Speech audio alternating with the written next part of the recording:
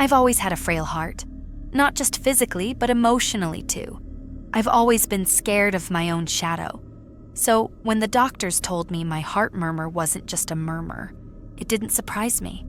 I spent an entire year in and out of hospitals, undergoing tests, therapy, and numerous visits. But in the end, the doctors told me it had all been for nothing. My fragile heart wouldn't last until the end of the year. It's strange being told you're dying. At first, I didn't accept it. I partied, spent recklessly, and did impulsive things because I was terrified. Then came the news. A woman named Claire had been declared brain dead, and I, the chosen one, would be receiving her heart in a week. I drove to the hospital slowly, cautiously, preparing myself for the life-changing procedure ahead. On the night before the surgery, Claire's face kept flashing in my mind. It felt like her name was glowing, like a constant reminder. I knew it wasn't right, but I couldn't shake the feeling. I had to see the person who was giving me a chance at life. I knew her name and the ward she was in, overhearing the nurses talking. I wandered down the winding hospital corridors until I finally found a room. In the second-to-last room, she lay unconscious, and beside her, a woman sat holding her hand. My heart fluttered nervously. "Excuse me," I said quietly. "I'm Olivia. I'm having the surgery tomorrow. I wanted to... Thank you." The woman beside Claire stood up, and her eyes met mine. She knew who I was without a word. "Thank you for coming," she said softly.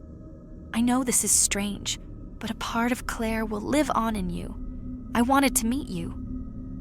I felt like I had no words to express how I felt, and her presence made me feel lost, unsure. "Please don't feel uncomfortable," she said kindly. "This is what she would have wanted."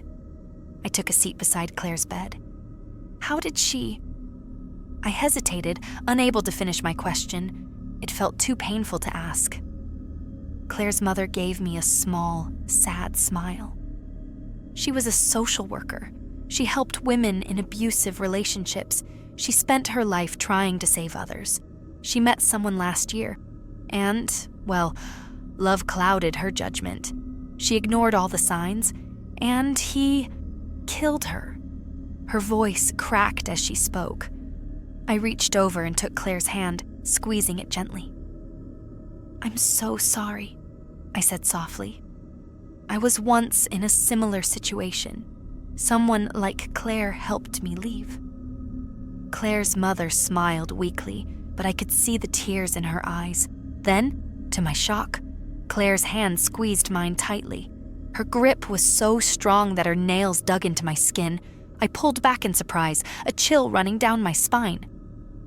Claire's mother looked at me with calm eyes. "It happens sometimes," she said.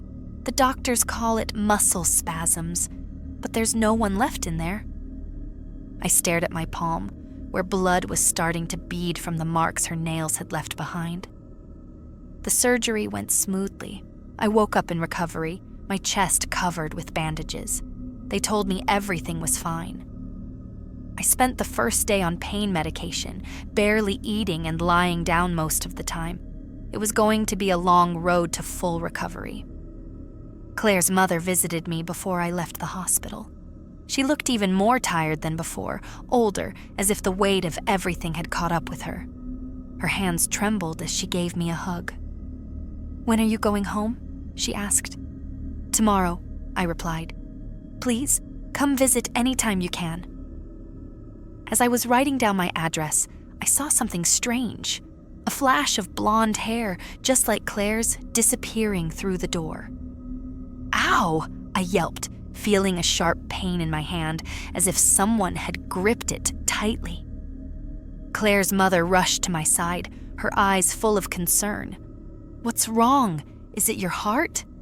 She stumbled over her words. I tried to calm her down, reassuring her that I'd inform the doctors. She left, but I could see the worry in her eyes. When I looked down at my hand, I saw fresh crescent-shaped marks on my skin. 10 identical bleeding crescents, just like the ones Claire had left earlier. The taxi ride home felt strange. It was like I was returning to a life I had almost left behind. The flat was a mess from the last time I tried to prepare in case I didn't make it. I looked at the chaos around me, the cardboard boxes, and realized just how close I had come to death. Claire's heart beat steadily in my chest, strong and firm. It was strange. This was how a healthy heart felt, I realized. But there was something in the air that didn't feel right. Something was missing. That night, I had a vivid dream. Claire was lying in her hospital bed again, but her mother was gone. The sound of my heart, Claire's heart, was deafening. It pulsed in my ears, loud and painful. I tried to cover my ears, but my hands were stuck to my sides. Some unseen force was pushing me toward Claire's lifeless body. The window was open, her blonde hair whipped around her face as the cold wind blew. Just before I reached her, Claire's eyes opened. They were milky white, the eyes of someone who was no longer alive. "Leave," she rasped in a voice I didn't recognize. It was low and guttural. The heartbeat grew faster, louder, and I thought my chest might burst from the pressure. I woke up, gasping for breath. The sound was real. Claire's heartbeat echoed in my head, so loud I thought it might shatter my skull. I screamed, trying to block out the noise, but it was coming from inside me, deep within my chest. I stumbled out of bed, my heart pounding as if it was going to explode. I needed help, someone to calm me down.